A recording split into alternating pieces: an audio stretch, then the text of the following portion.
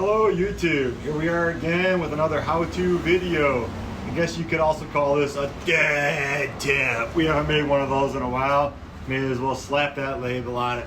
So today we are installing a new headlight bulb in a 2015 Chevrolet Traverse. So the procedure should be the same for a Buick Enclave, a Saturn Outlook, or a GMC Acadia.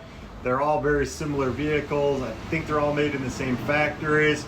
And the reason I was wearing a blindfold in the thumbnail for this video is you're basically doing this headlight bulb replacement blind. It's pretty much done by feel. This is going to be a tough video a little bit to show you how this is actually done, because you're pretty much doing it by feel. I don't know if I can even get my camera up inside where it's got to go. It's a weird procedure. It's not like it used to be. So let's dive right in. Here we go. All right, so I've got the hood up on the car just to show you. This isn't like the way it used to be. Back in the old days, you could actually see the headlights underneath the car. You could see the wiring. You could get to it. You can't do any of that on this car. It's just not even possible. It's not possible whatsoever. You can't even hardly see the headlights, much less the wiring or the access points at all. So the way you're going to do it on this car is you're actually going to turn your wheel to the side that needs to be changed, or turn it away from the side that needs to be changed. So in this case, my left light bulb, or a passenger right bulb, so that'd be considered the right side, is the one that needs to be replaced. So you're going to turn your wheel all the way in. And then what we're going to do, we're going to get down here, and you got a little Torx bolt here, and you got another one up here. So you got two Torx bolts, and you're going to take those out, and you're going to be able to reach your hand up inside this fender liner, this plastic fender liner. So we're going to go ahead and get started doing that. Okay, these are a T20. So I got a T20 Torx bit on a little extension with 1/4-inch ratchet. If you got a Torx screwdrivers, you could use those as well, which I do have, but I can't find my T20, so I've got the bit instead. And I'm just gonna take these screws out.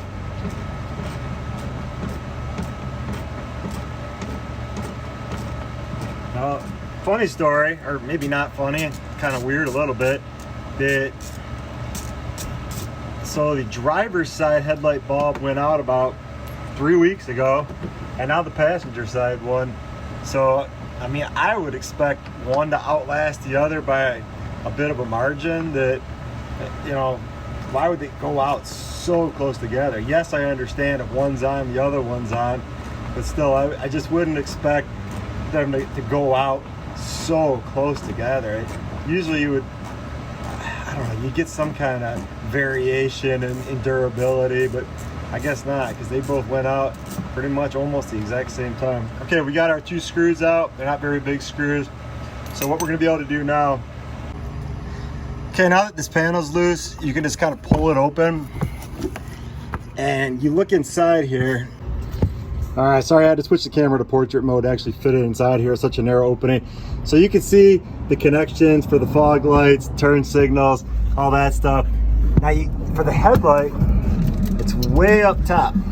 So you're gonna have to reach in. And like I said, now if you move this panel way off to the side, you can actually see it. But for the most part, when I've done this before, I'm just reaching in and doing it without actually looking and just doing it by feel. So it's gonna be hard to hold the camera and show you.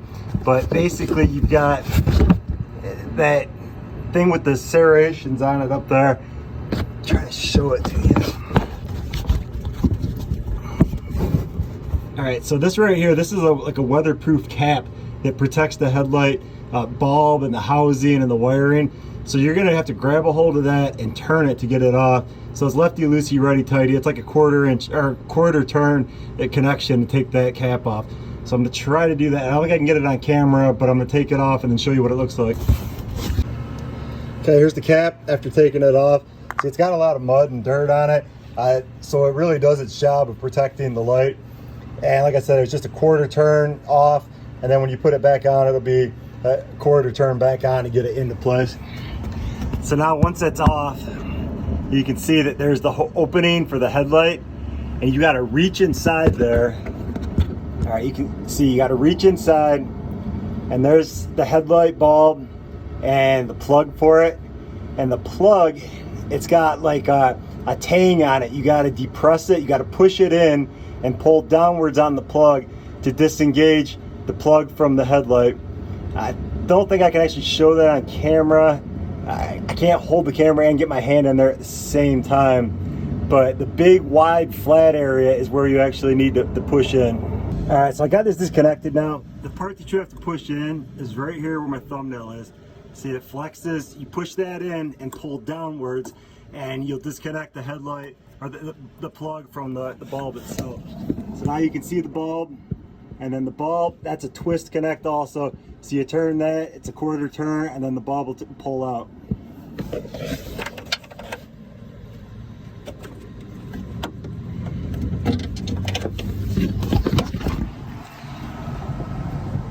All right, there's the bulb. It's actually not even a quarter turn. It's about an eighth of a turn. Lefty loosey, righty tighty. Okay, the bulb we're gonna replace, or we're gonna use as a replacement, is a Sylvania Extra Vision Brighter Down Road H11. Picked it up at my local O'Reilly store. That's what we're gonna put in. One thing I wanna remind you when you're putting these bulbs in, that you don't wanna handle the glass. Supposedly, skin or oil on your skin or dirt or anything can actually affect these bulbs for some reason. It can actually make them break when they turn on or not function well. So that you want to do your best to not touch the actual glass. Just keep your hands on the plastic parts of it. I don't know if that's all true or not. Kind of skeptical, but it's what I've been told, so it's what I stick to. Okay, I got the bulb back in. So you just put it back in the same way it came out.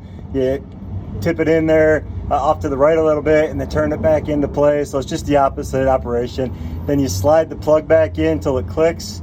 Then it's just a matter of putting this cover back in place, the weatherproof cover, and you're gonna put your screws back in and be all done. Might be a good idea when you're at this stage right now though to test your headlights, make sure they work before you go to the trouble of putting everything back together. Testing, 1, 2, 3. 1, 2, better not be a third, it's the front of a car, weird.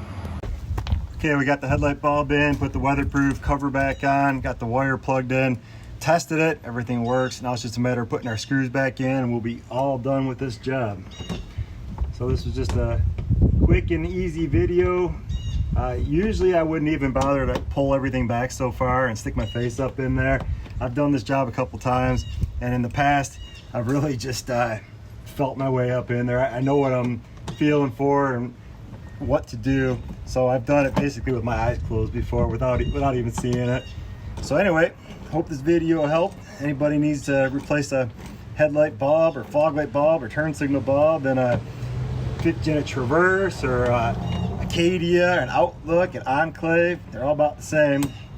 So this is how you access it, it's how you do it. Hope it helps. Anyway, if you like our content, please give us a like, comment, especially subscribe. Could always use some subscribers. Thanks for watching. Bye.